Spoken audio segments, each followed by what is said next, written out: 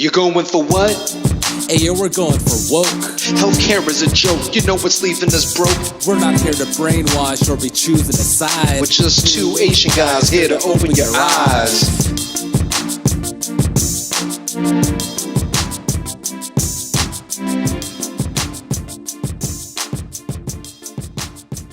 And we're live.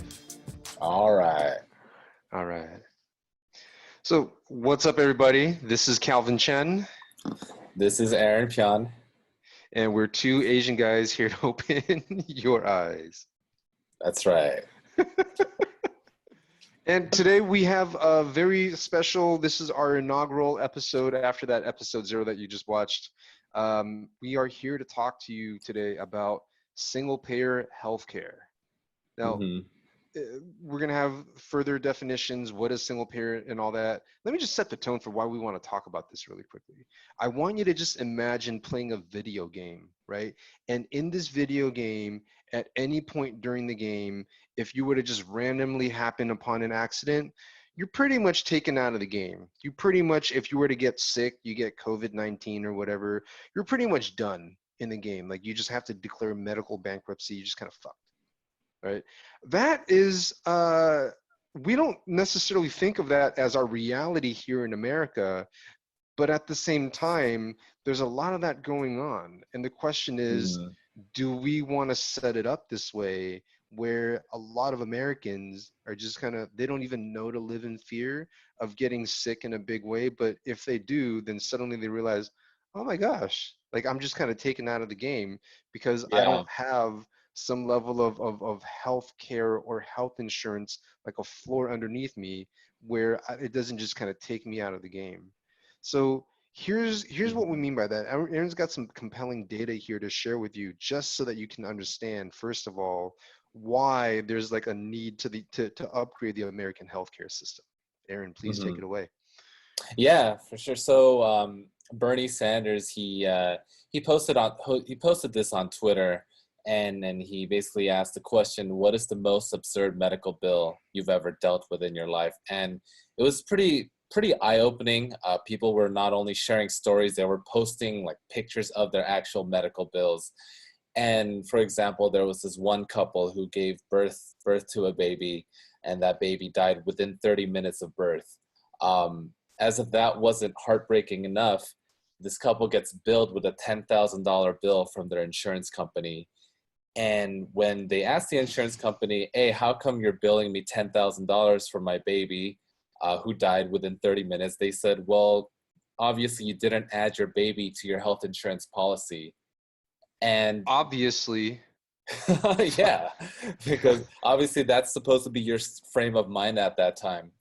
And I guess the medications and the treatments that they spent, trying to keep that baby alive during that 30 minutes cost $10,000, without health insurance. So this couple had to pay that full 10 grand,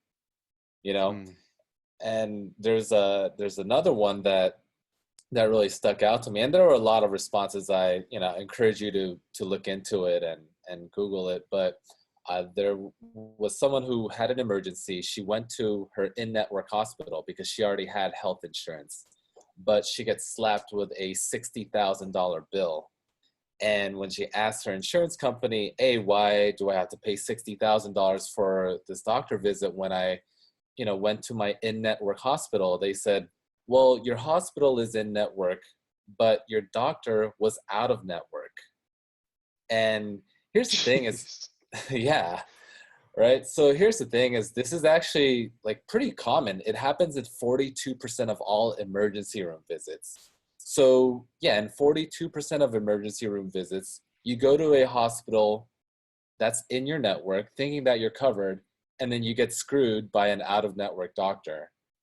And this is by design because a lot of hospitals, they don't want to keep these emergency room doctors on staff and have to pay for their salary and benefits and vacation and all that. And so these out-of-network doctors are contracted to work for multiple emergency rooms for multiple hospitals. And then it's a win for the hospital, but it's also a win for the out-of-network doctors because now they don't have to deal with the insurance companies. They can just charge the full rate for their time in the emergency rooms. So basically that's what's going on. And I'm starting with these just to kind of demonstrate, in this game of life, like Calvin was mentioning earlier, it's a, yeah, if I was just kind of envisioning Mario and like you're playing your Super Nintendo, and it wouldn't be any fun if you only had one life and then that was it. You want to have multiple chances, and it just seems like in for at least a certain segment of our society, the game is kind of rigged against us. I mean, if this is happening to 42% of emergency room visits, right? Like Mm-hmm. I think that's like nearly half. All right, that's like 4 out of Yeah, 10. That's almost 5 out of 10. That's like almost half, right? Emergency yeah. room visits are. That's an emotional experience. Otherwise, you wouldn't be in a freaking emergency room, right? Yeah, And so you're going yeah, through all this, and it's like, oh, wait, hold on. But you gotta make sure that before you get treatment, I know you got some bullets in your lungs or like a fractured freaking everything, maybe because like a car just hit yeah. you. But I hope you are in that state of mind where you can be like, hold on, doctor, before you save my life, Hmm. I gotta I make need to check sure. if you're in my network. Yeah. Is this logo something that means something to you? Yeah, You know what I mean? And it's just yeah, it's an interesting thing. Like I do my best not to demonize people.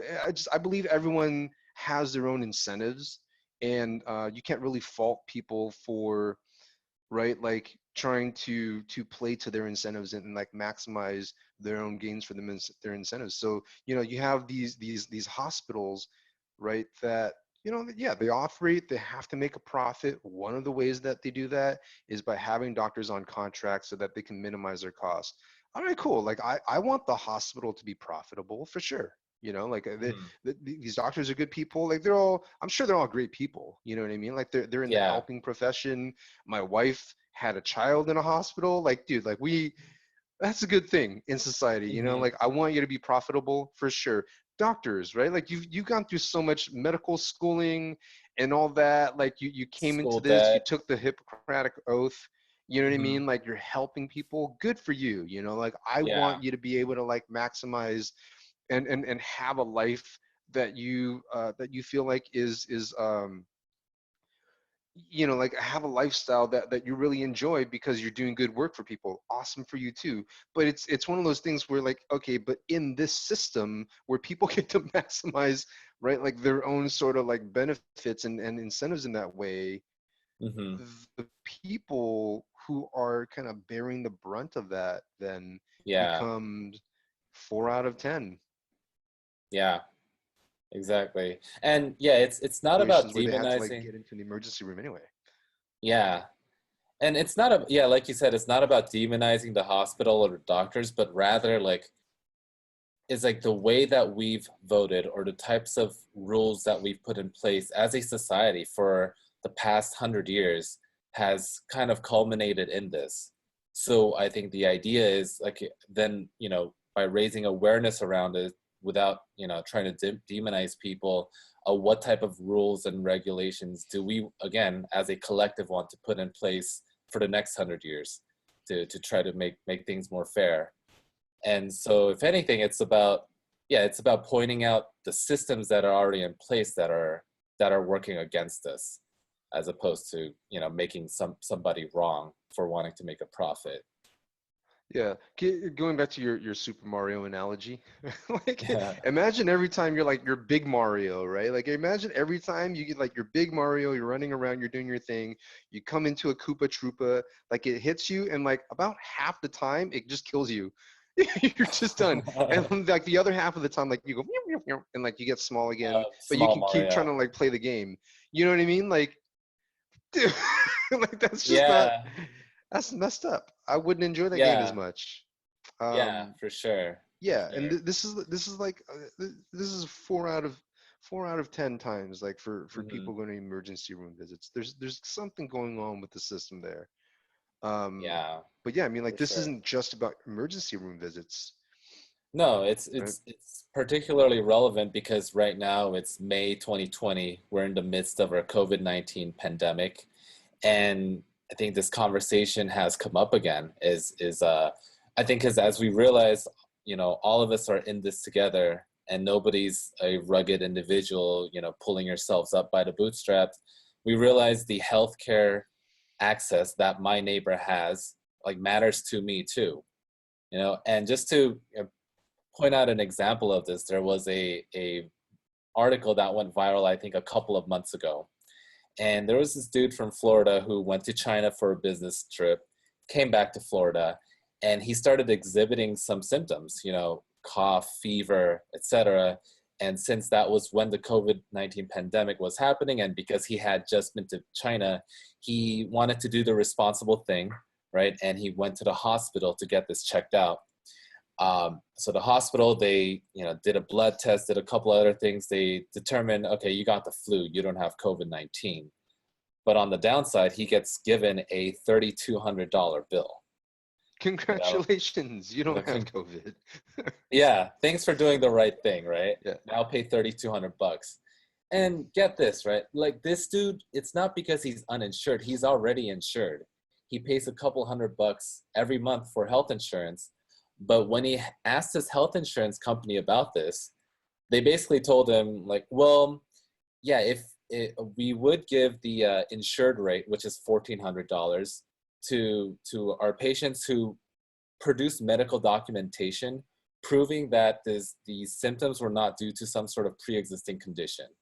So basically, he needed to shell out 3 years worth of medical records in order to get a discount on his $3,200 bill. Otherwise, he would have to pay the full $3,200.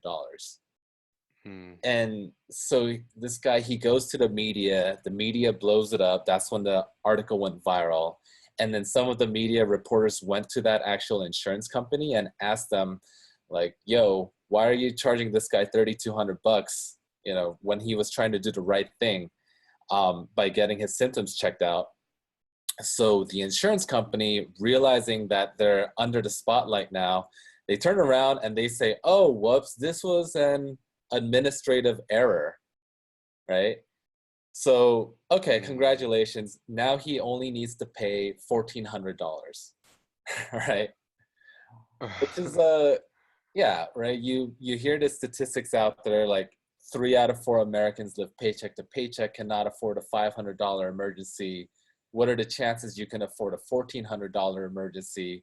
Or if your insurance company makes an administrative error, pay a $3,200 emergency.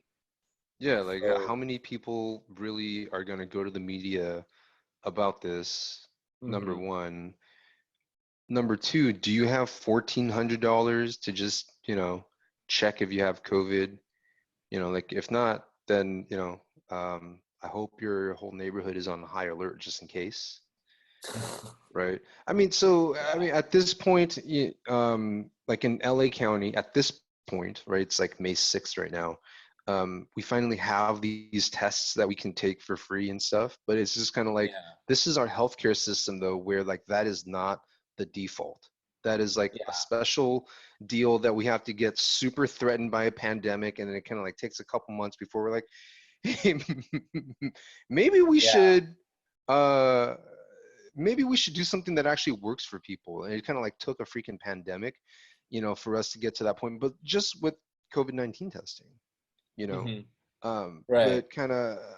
But outside of that, I mean, whatever it is, however the system is set up that allows the health insurance company to say, hey, by the way, though, you need to produce 3 years of medical records if we're even going to drop you from 3,200 to 1,400. Like that opening is still there for health insurance companies to say that.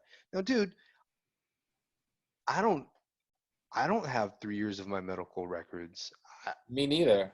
You know what I mean? Like, yeah, I don't know where to go. Like, I might go to my, it's at the hospital. It's, I mean, like, you're the health insurance company. Like, if I've been with you for a while, which most Americans get their health care from an employer, right? So like, it's kind of like, you probably have 3 years of my medical records already. Like, what are you doing? Just putting up these roadblocks. Yeah, exactly. And by the way, this, like, denying these sorts of claims, it happens 1 out of every 5 times. You know, 1 out of every 5 health claims are denied by the insurance companies. And it goes back to the examples, you know, we were talking about earlier with the insurance company charging that couple for the baby that died within 30 minutes, or charging people the out-of-network doctor rate. You got to think, like, again, how are the rules set up, right? The rules are set up so that the insurance company generates revenue by collecting premiums, but then they save on that money by paying out as few medical procedures as possible, right? As whatever is within legal boundaries, they're going to try to deny as many claims as possible, because that's what makes them more profitable, right? And again, it doesn't mean the insurance companies are evil. It just means that the rules in place are rigged. Yeah, the rules in place allow for this level of inequitable, kind of like power dynamics, if you will, where you have like an insurance company that has like all these resources, and you have people who are like in a pretty, I think, powerless position anyway. Like you just lost a child, you just like, you're wondering if you have COVID-19, you're like in that Mhm. scare already. Most Americans don't have an extra $400 for an emergency bill and all that. So it's kind of, uh if if these insurance companies are not evil, there's still the space in there's still space in the rules right now, though, for that sort of power dynamic, and for people to just really, in the end, they're still getting screwed. And you can say that they're not evil. You can say that, hey, that's just their incentives, and like they're allowed to be like that. And my question is just, well, why are they allowed to be like that? You know what I Yeah, mean? Like, I yeah. don't, I don't, I don't know that there's like some like evil person, right? Like in the insurance company itself, be like, let's fuck them over this way. It'll be great. You know, but the net effect is that people are still getting screwed over, Yeah, they right? Like, are. because of a system that's just ineffectively set up. Yeah, exactly. You know. And this is particularly relevant now, like I said, because of our COVID-19 pandemic. So Business Insider, they recently came out with this article, and apparently an average COVID-19 treatment costs $73,000, right? So this is for the COVID test, and then I think up to like a 6 or 7 day hospital stay, you know, with ventilators and all that. And when you add up all the costs, it costs about $73,000. And so, Mm. first of all, we got more and more Americans are getting laid off, right? So there's more and more unemployed Americans, and a lot of Americans get their health insurance through their work.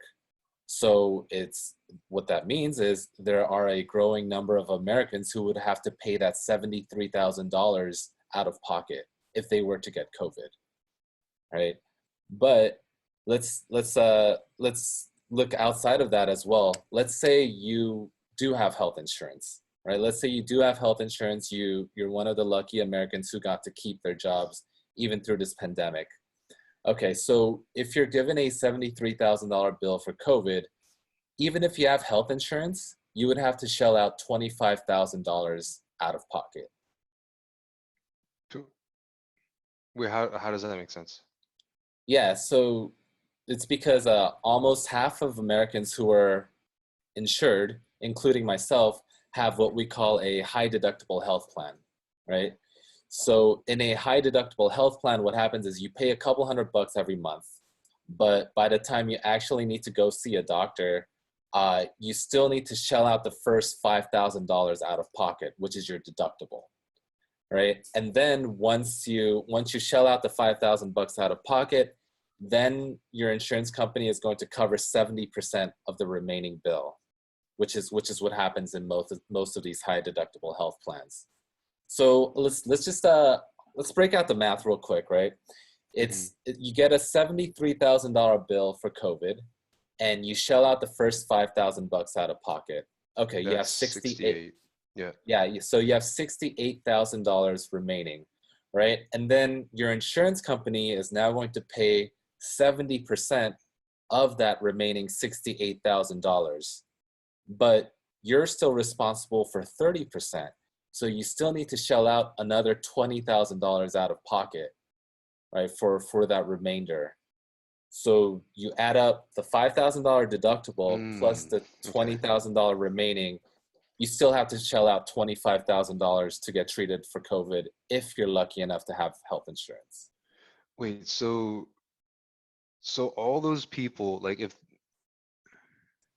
so for all those people right now that like they got COVID-19, they're in the hospitals, they're getting treated, they're coming out, like they're seriously coming out of that like life disrupted economically Mhm. and right, probably economically disrupted because they're not working while Oh, they're in for the sure. hospital, right? Yeah. And like seriously though, like they're paying $25,000 at least. Yeah. Right. If you have health insurance. All right, well, so the question for you, dear reader, is that if you had a country, let's just pretend you had a video game right here. You had this country, you had to design a healthcare system for this country because I'm just gonna give you a goal. Your goal is to have like a healthy country, like where the citizenry are like vibrant so that they can go on and create the next awesome inventions and kind of like spread awesomeness throughout the world, right? Like that's the goal, Mhm. is for you have Yeah. to have a healthy, happy country where there are like there's no revolts, there's no Mhm. rebellion going on, That's a or good as thing. little with it as possible. There's like maximum creativity. It's just like your country should flourish. That's the goal, right? How would you design the healthcare system, and would it look anything like this? Yeah. Yeah, that's That's a good way to put it, man. And you compare what's happening in our country and you compare that with what's happening in some of the other countries. So for example, Taiwan, South Korea, Canada, like their COVID rate infections are much, much lower than ours. I mean, South Korea, they're like back to reopening the economy again. And specifically those three countries, like what they have in common is they have single payer healthcare, you know, and that should be a factor to talk about because in America you got this $25,000 barrier for people with health insurance or a $73,000 barrier for people who are recently unemployed. And then in some of these other countries, there is no such barrier. So as soon as you start exhibiting symptoms, you can go get tested, you can go get treated, you can quarantine yourself without fear of going bankrupt or not being able to pay your other bills.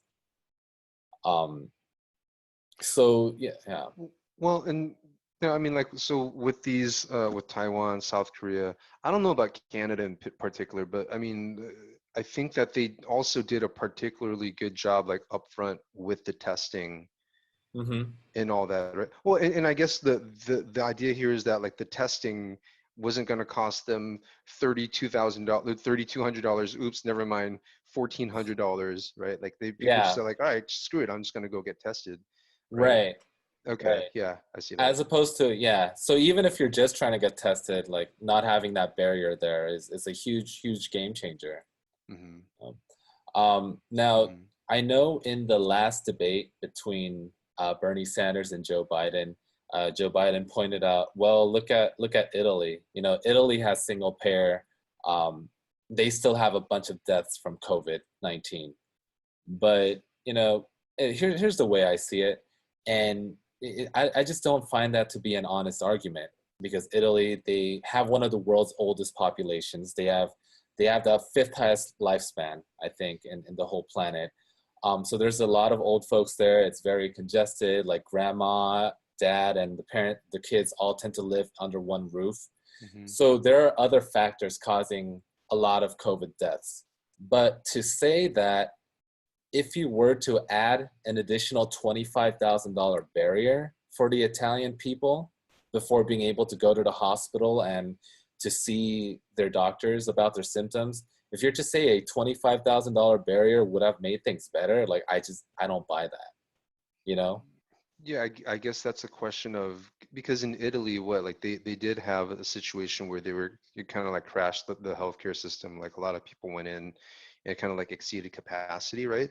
So I Right. mean, I guess I can see a challenge with that where it's kind of like, well, without the $25,000 barrier, I guess with the $25,000 barrier, it would have like slowed the crashing of of the healthcare Of the system because people were like, hospitals, yeah. well, like I don't know.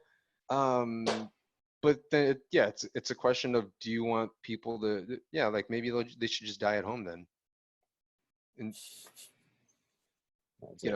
like is that better? I don't know. Like I think I mean, I feel like it just what I would want for any country. I live in America, so I want it for our country at least. But I just want it for any like human being that like Mhm. has a pulse and like has the potential to be a good person and a good impact in society, right? That like Mhm. I would want them to have this mentality of, hey, like at the first sign of sickness, just get yourself treated. Just go get it looked at. Like, why Yeah, not? You know, yeah. this isn't like medieval times right here. You know what I mean? Like we are a civilization, and we have the capacity, or like we have the ability. Hmm. Um, and I just that's the sort of environment that I would want to create. Like I just if I had that game where I had the country, you know, that's what I would want to. That's how I would want to set it up. You know what I mean? Hmm. And so, like in further episodes, in the next episode, for example, we're going to talk about, okay, so we're kind of naming the challenges with our current healthcare system right now. In the next episode, we'll talk about single payer specifically, what it is, what it isn't, the benefits of it, what are some of the downsides of it. So we'll talk about all that. But right now, I just want to like name my bias because you Hmm. can hear it here, and I think it's I'll just be upfront about it, right? So I don't have any personal stories about how the healthcare system has screwed me or not. Like I'm really grateful to be to have my life. I'm really grateful to be in this country, but at the same time, I just look at it and I just think that the system is flawed. If right, if we have that many people going into medical bankruptcy, if we have that many people at the point of emergency room visits kind of getting getting messed up in that way where there's Hmm. just matched with a doctor that's out of network, I just think that that's not a smart way to set up the system, you know. Hmm. And when I work with executives, when I work with business owners, like one of the things that we always talk about is, okay, how do we get you to be at your personal best, and at the same time, how do we help you to create an environment where your employees, where your team can really play the game at their best, right? How do we help your employees, how do we help your customers to not accidentally happen upon a shitty experience and now they don't want to work here anymore, or now they don't want to do business with you anymore? So when I Hmm. look at this, I just think that the system is really like not well designed. You know what I Yeah. mean? And it's not just a matter of like, oh well, it's not well designed and I have this standard and like look, this impacts real people and real human lives, and that's the environment that I have to raise my kids in. Hmm. So I think it's very relevant. I mean, as a business owner, I don't have health care that's given to me by my employer. I think it's pretty expensive, $800 a month that I'm paying for three people. I got a kid on the Wow. way, like my wife is pregnant right now, and so when that kid comes, I'm going to be shelling out $1,000 a month, and the cost and the procedure Damn. is so confusing that like I personally don't have that mentality right now of at the first sign of maybe sickness, go get it looked at, because I just don't want to have to deal with looking at all these charts in this whole Byzantine situation. But then like more and more I realize I need to, because I have a wife and two kids, and that's like the responsible thing to do. But it's like it's just so Byzantine and confusing that I feel like I just want to keep working. So it's just the Yeah. way it's set up is just not ideal. And I'm one of the fortunate ones, I think, you know. Yeah. So Yeah. that's where I'm coming from. Gotcha. Yeah, and for me, I want to be honest and lay out my bias as well. I'm sure you guys already figured it out by now. But here's the thing: is for me, it doesn't have to be single payer, but I think we do need to get to universal health care. And the reason we're addressing single payer is because single payer is just one of those. It's the most popular path right now amongst progressives. People talk about it a lot, and on a personal note, um, you know, my wife's family had to experience medical bankruptcy. unfortunately, because my mother-in-law, she was diagnosed with brain cancer, I think about 20 years ago now. And thankfully she's healthy, she's alive. But just the sheer amount of billing and the cost that came with, that caused her to go into medical bankruptcy. And this happens to 500,000 Americans every single year. So this is not some, every single year, 500,000 Americans. And on top of that, like 50% of all cancer patients declare bankruptcy within 2 years of their diagnosis. And this includes people who have health insurance. And like I pointed out earlier, you got that $73,000 COVID treatment. You still got to shell out $25,000 out of pocket, even with health insurance. Imagine how much more expensive cancer treatments are. Cancer treatments, they go from anywhere from $500,000 to a full $1 million, including medications that cost like $30,000 a month to keep you alive and such. So yeah, you just start putting those facts together and you realize there's something clearly very, very broken about our current system. And so, like I said, I'm kind of agnostic, as in it doesn't have to be single payer. There are other countries who have tried other models, like Germany, Australia. They've all reached universal healthcare without doing single payer. But because single payer is the most popular rallying cry amongst progressives right now, I just think we should do it justice, do a deep dive into it, and try to lay out all the facts. So that's where I'm coming from. Yeah. And so I guess from here, gosh, we're gonna start wrapping up this episode now. But I really do my best not to get upset about stuff and just kind of look at it as facts. But I think just on a human level, once again, it's just when you hear about these stories, right? Like, is it a fringe case? Is it not a fringe case? I don't think it's necessarily a fringe case. I think we all, when we look at this, we just feel like, okay, I think most of us would feel like, you know what, that's not ideal. There's something that should be done right here. And so in this next episode, we want to talk about what is single payer anyway? What are the benefits? What are the downsides? And in episode after that, we also want to talk about some history and just really, we're going to zoom into like what happened in the 1940s. There's something happening. I think it's really eye-opening, where you kind of started from this point where about 60% of Americans were pro single payer. Like 60% of Americans were ready to just vote for single payer, right? And then within a matter of 5 years, the support and the against kind of flip-flopped, and then it just kind of like never became as popular as it was again. And when we kind of expose how that happened, it should really give you some pause and say, wow, like that's at work in America still, right? Yeah. And then from there, I'd love to talk about, okay, so where do we go from there, right? Like, how do we find our way moving forward? That's nice that's what happened in the past. It's nice that we have this problem in front of us to solve, but how do we move forward? It's not an easy conversation. Every kind of different way that we kind of can pick to move forward, there's pluses, there's minuses, but at least we should know what our options are. Yeah. And I think that way, healthcare is not going to go away as a conversation in politics. If anything, it's just going to intensify as income inequality intensifies and so on and so forth. This is a conversation that I think that it would behoove all of us to just be more informed about and be more ready for, just from not an ideological place, but just from like a facts, kind of like what's going on place. And so that way you can make the most informed decisions for yourself. Yeah.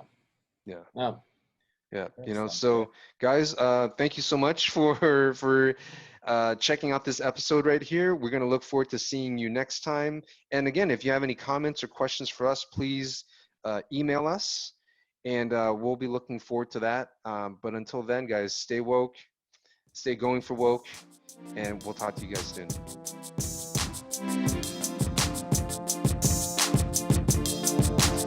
Hey, Thanks for tuning into this episode. If you like getting woke with us, then subscribe now and give us a 5-star rating. And if at any point you thought, I wish more people heard this, you can spread the word by sharing this podcast with them. We appreciate it. Until then, keep your eyes, your ears, and your hearts open, everybody. We're out for now.